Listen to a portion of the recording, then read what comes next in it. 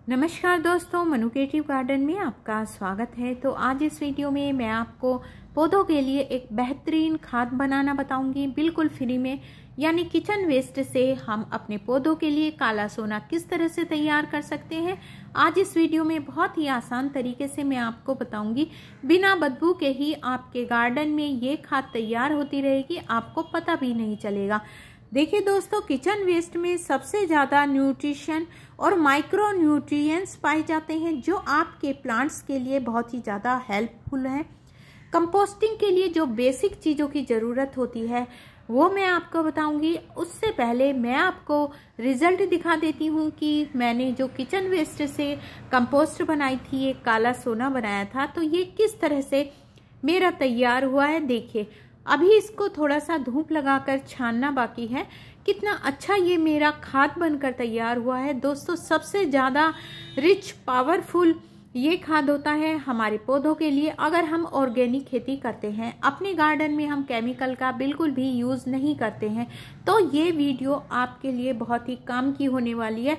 बहुत ही आसान तरीके से मैं आपको ये पूरा प्रोसीजर बताऊंगी कंपोस्टिंग का, किस तरह से सब्जियों के छिलके, फलों के छिलके और बहुत सारी चीज़ें हैं जिन्हें हम मिलाकर ये खाद बना सकते हैं।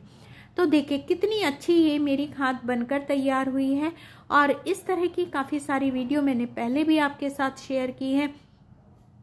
जो कंपोस्टिंग का प्रोसीजर होता है बहुत ही ज़्यादा आसान होता है और इसे बनाना बिल्कुल भी मुश्किल नहीं है। तो जब हम घर पर ही इतनी बेहतरीन खाद तैयार कर सकते हैं तो हमें क्या ज़रूरत है बाहर से पैसा खर्च करके इस तरह की खाद खरीदने की।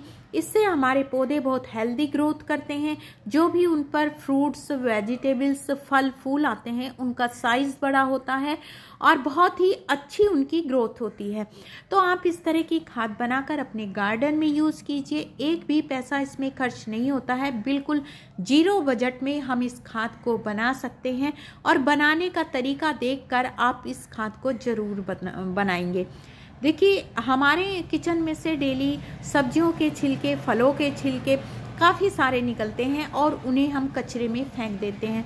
लेकिन आज के बाद आप उन्हें कचरे में नहीं फेंकेंगे। इतनी बेहतरीन खाद देखने के बाद आप खुद ये खाद अपने गार्डन में ज़रूर बनाएंगे। तो दोस्तों, कंपोस्टिंग के लिए जो बेसिक ज़रूरतें होती हैं वो होती है नाइट्रोजन। इसके लिए हमें चाहिए नाइट्रोजन, कार्बन, ऑक्सीजन और पानी। और इसे बनाने का जो तरीका है वो मैं स्टेप बाय स्टेप आपके साथ शेयर करूंगी। हमें चाहिए एक प्लास्टिक की बाल्टी। आप इसे मिट्टी के गमले में भी बना सकते हैं, लेकिन ऊपर से उसे कवर करने के लिए कुछ ढक्कन वगैरह होना चाहिए। मैं इसको उसी प्लास्टिक की बाल्टी में बना रही हूँ जिसमें मैंने पहले ये खाद मैं बना चुकी हूँ। उसके लिए मैंने नीचे किए हैं इसमें काफ़ी सारे होल, ताकि इसमें ऑक्सीजन अच्छे से जाती रहे, जो भी गुड बैक्टीरिया हैं वो अच्छे से पनप सके। उसके बाद होल करने के बाद मैंने ऊपर की साइड भी चारों तरफ इसमें छोटे छोटे होल कर लिए हैं। सबसे पहले डाला है मैंने इसमें ब्राउन मटेरियल। ब्राउन मटेरियल में क्या आता है, छोटे छोटे गत्ते के टुकड़े होते हैं, न्यूज़पेपर के टुकड़े होते हैं, गार्डन का जो सूखा पत्तियाँ होती हैं, सूखा कचरा होता है, ये जो होता है ये आता है आपका कार्बन में, और नाइट्रोजन में आता है सब्जियों के छिलके, फलों के छिलके, इस तरह के। और इनमें बहुत सारा मॉइस्चर होता है। ब्राउन मटेरियल हम इसीलिए डालते हैं ताकि ये मॉइस्चर मेंटेन्स हो सके, अच्छे से इनका बैलेंस बन सके, कंपोस्टिंग की प्रक्रिया बहुत अच्छे से हो सके। अगर आप जल्दी अपनी कंपोस्ट तैयार करना चाहते हैं तो आपको एक बात का ध्यान रखना होगा। आपका जो गीला कचरा है, किचन वेस्ट है, इसे आप छोटे छोटे टुकड़ों में कट कर लीजिए। और आप ये अपने गार्डन की सॉइल भी ले सकते हैं, लेकिन मैंने ये आम के पेड़ की जो खेत की थी मिट्टी वो मैंने थोड़ी सी मंगाई है कंपोस्टिंग के लिए। और उसके बाद हमें ज़रूरत पड़ेगी दही की और गुड़ के पानी की। गुड़ जो होता है वो एक नेचुरल एक्टिवेटर का काम करता है। कंपोस्टिंग की क्रिया को ये बहुत फास्ट कर देता है। नेचुरल डीकम्पोजर का ये काम करता है। तो देखिए दोस्तों, सबसे पहले मैंने इसमें नीचे ठीकरी लगाई है। उसके बाद मैं डालती हूँ ये ब्राउन मटेरियल। ब्राउन मटेरियल के बिना हम बिल्कुल भी कंपोस्ट नहीं बना सकते हैं, क्योंकि अगर ब्राउन मटेरियल हम नहीं डालेंगे तो जो किचन का हमारा वेस्ट है उसमें जो मॉइस्चर रहता है ज़्यादा गीला गीला हो जाएगा और आपकी कंपोस्ट बनकर तैयार नहीं होगी, उसमें बदबू भी होगी, कीड़े भी होगी। ब्राउन मटेरियल यानी कार्बन बहुत ज़रूरी है कंपोस्टिंग के लिए। कार्बन में जैसे मैंने आपको बताया, गार्डन की ये जो ब्राउन सूखी हुई पत्तियां हैं ये ले सकते हैं, और ये जो गत्ते के पार्सल के डब्बे आते हैं उनके छोटे छोटे टुकड़े कट कर लीजिए, ये सब ब्राउन मटेरियल के अंतर्गत आता है। तो सबसे पहले मैंने लेयर एक डाली है ब्राउन मटेरियल की, उसके बाद मैंने गार्डन की ये सूखी पत्तियां इस पर डाली हैं, और उसके बाद मैं डालती हूँ ये किचन वेस्ट।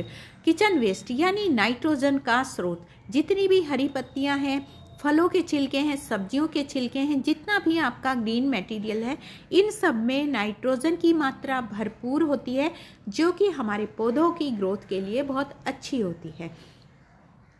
तो देखिए दोस्तों, मैंने फिर उसके बाद डाले हैं किचन वेस्ट, सब्जियों के छिलके। काफ़ी छोटे छोटे मैंने इनको कट कर लिया है ताकि मेरा कंपोस्ट जल्दी से जल्दी बनकर तैयार हो। और उसके बाद मैंने डाली है ये मिट्टी।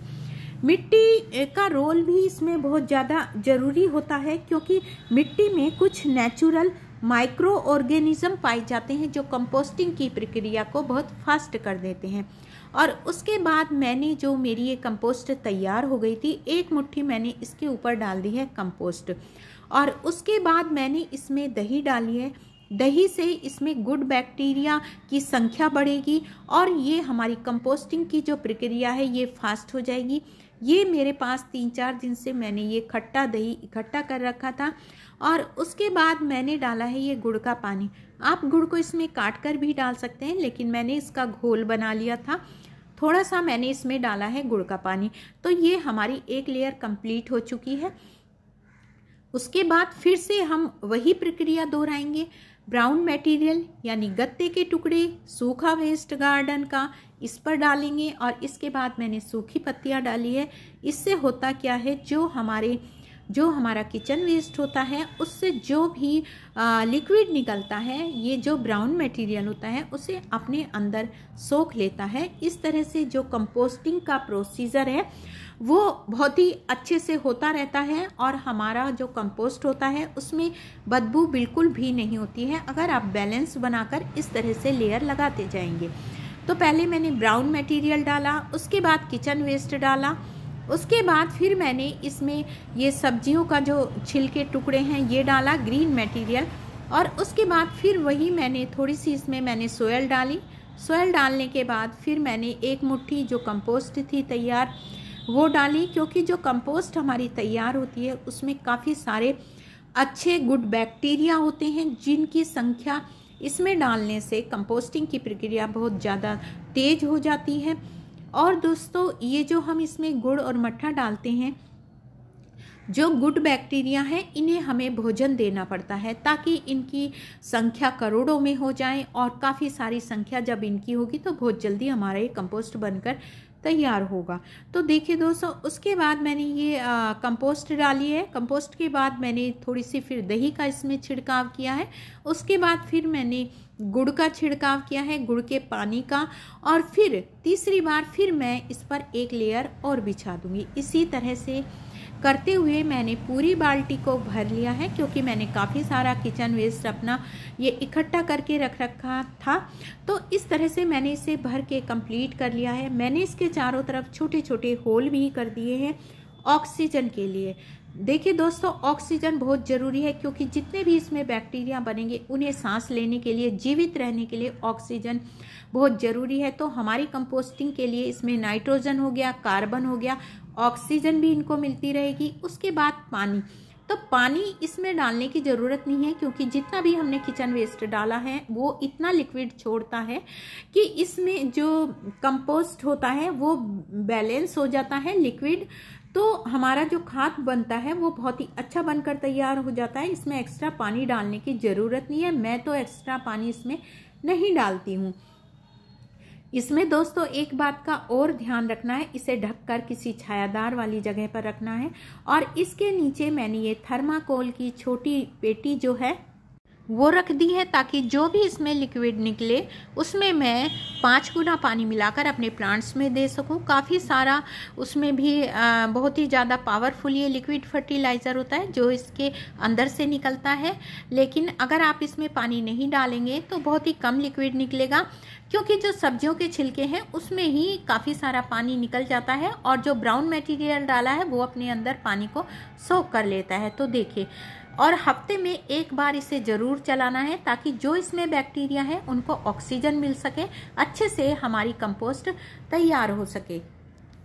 और आपको बता दूं, इसे बनने में पूरे 45 दिन यानी 2 महीने के आसपास ये खाद बनकर तैयार होती है। हम बाहर से केमिकल जो डिकम्पोज़र होता है उसे लाकर हम 10 दिन में भी खाद तैयार कर सकते हैं, 15 दिन में भी खाद तैयार कर सकते हैं। लेकिन दोस्तों, वो काला सोना नहीं होती है। जिस तरह से हम किसी, जैसे लौकी में, छोटी लौकी में इंजेक्शन केमिकल वाला लगाकर सुबह देखते हैं तो उसका साइज बड़ा हुआ मिलता है, उसी तरह से हम इसमें केमिकल डालकर इसे 10 दिन में भी तैयार कर सकते हैं। लेकिन दोस्तों, वो खाद हमारे पौधों के लिए अच्छी नहीं होती है। ये ऑर्गेनिक खाद ही असली सोना होती है हमारे पौधों के लिए। तो दोस्तों, इस तरह से आप अपने किचन वेस्ट से खाद तैयार कीजिए। सच में ही ये काला सोना होती है। देखिए, इसे बनने में थोड़ा टाइम जरूर लगता है, लेकिन ये पौधों के लिए बहुत ही बेहतरीन खाद बनकर तैयार होती है।